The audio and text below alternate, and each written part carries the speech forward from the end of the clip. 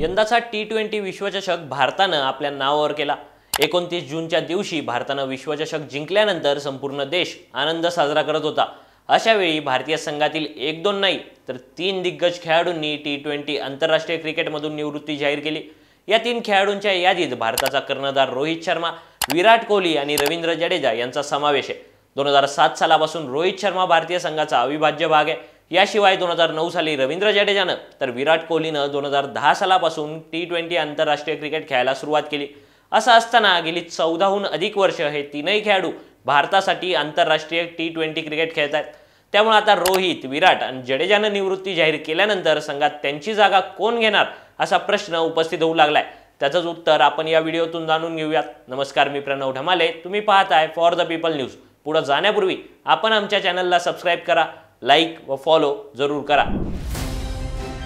भारत दुनिया का सबसे बड़ा लोकतंत्र और NLC भारत देश का सबसे बड़ा गैर राजनीतिक मंच। शक्तिशाली लोकतंत्र के लिए राहुल कराट का सार्थक कदम।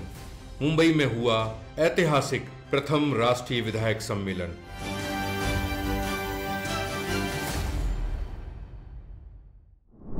भारतीय संघानं T20 विश्वचषक उंचावल्यानंतर आता भारतातील 3 दिग्गज खेळाडूंनी हॅपी नोटवर T20 आंतरराष्ट्रीय क्रिकेटला अलविदा करण्याचा निर्णय घेतला।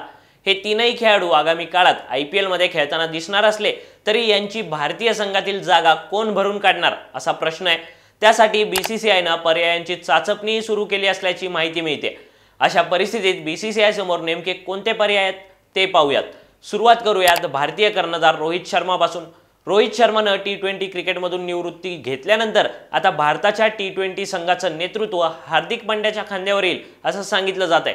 परंतु ओपनर आणि स्फोटक फलंदाज असणाऱ्या रोहित शर्मासाठी पर्याय शोधायचा असल्यास युवा भारतीय खेळाडूंमधील काही नावे समोर येऊ शकतात। यापैकी पहिलं नाव आहे ते यशस्वी जयस्वालचं। यशस्वी जयस्वालनं याआधी रोहित शर्मासोबत भारतासाठी ओपनिंग केले। शिवाय यशस्वी रोहितप्रमाणेच आक्रमक फलंदाजी करू शकतो। त्यामुळे रोहितच्या जागी यशस्वी जयस्वालला अधिकाधिक संधी दिल्या जाऊ शकतात। यशस्वी जयस्वाल शिवाय आणखी एका लेफ्ट हँडरचा यावेळी विचार केला जाऊ शकतो, तो म्हणजे ईशान किशनचा। BCCI सोबत झालेला वाद बाजूला ठेवल्यास ईशान किशन भारतासाठी आक्रमक ओपनर म्हणून जबाबदारी पार पाडू शकतो। ईशाननं रोहित सोबत अनेक वर्ष IPL मध्ये क्रिकेट खेळलाय। शिवाय ईशानच्या नावावर वन डे क्रिकेटमध्ये डबल सेंचुरीचाही समावेश आहे। याशिवाय संघाला गरज असल्यास ईशान किशन यष्टीरक्षकाची ही भूमिका पार पाडू शकतो। अशा वेळी ईशान किशनकडेही रोहित शर्माला पर्याय म्हणून बघितलं जाऊ शकतो। असेच पर्याय विराट कोहलीबाबत बघायचे झाल्यास T20 क्रिकेट सारख्या आक्रमक फॉर्मॅटमध्येही विराट कोहली अँकरची भूमिका बजावत असतो। ज्यावेळी संघाचा डाव घसरतो तेव्हा त्याला पुन्हा उभी करण्याची जबाबदारी विराटच्या खांद्यावर असते आणि योग्य वेळी गिअर बदलत मोठे शॉट खेळणंही विराट कोहली बरोबर जमवून घेतो। याचंच उदाहरण आपल्याला नुकत्याच झालेल्या T20 वर्ल्ड कप फायनल वेळी पाहायला मिळालं। अशाच पद्धतीचा खेळ करणाऱ्या खेळाडूला विराट कोहलीच्या जागी संघात स्थान द्यायचं झाल्यास BCCI समोर प्रामुख्यानं 2 पर्याय उपलब्ध आहेत। यातील पहिलं नाव आहे ते शुभमन गिलचं आणि दुसरं आहे ऋतुराज गायकवाडचं। शुभमन गिल आणि ऋतुराज गायकवाड हे दोघंही T20 क्रिकेटमध्ये आक्रमक खेळ करू शकतात। मात्र वेळ पडल्यास संघाला सावरून घेत एक बाजू लावून धरण्याची क्षमता ही दोन्ही खेळाडूंमध्ये आहे। त्यामुळेच विराट कोहलीच्या जागेवर भारतीय संघात शुभमन गिल किंवा ऋतुराज गायकवाडला संधी मिळू शकते। आता येऊयात रवींद्र जडेजाच्या रिप्लेसमेंटकडे। बॅटिंग, बॉलिंग आणि फिल्डिंग या तीनही डिपार्टमेंटमध्ये उत्तम कामगिरी करू शकणारे ऑलराऊंडर्स सध्या तरी भारताकडे मोठ्या प्रमाणात नाहीत।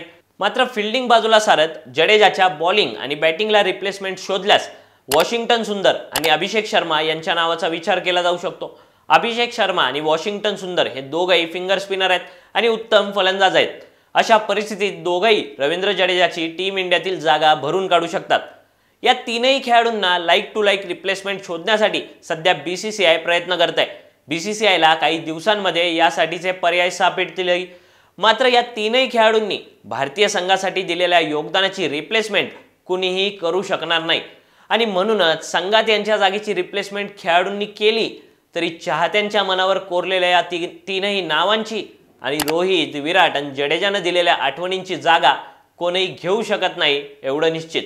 बाकी या तिघांच्या जागी T20 संघात कोणत्या खेळाडूला स्थान दिलं जावं तुमचं मत खाली दिलेल्या कमेंट बॉक्समध्ये कळवा। व्हिडिओ आवडला असेल तर लाईक करा आणि अशाच आणखी नवनवीन व्हिडिओजसाठी फॉर द पीपल न्यूजला सबस्क्राइब करायला विसरू नका। धन्यवाद।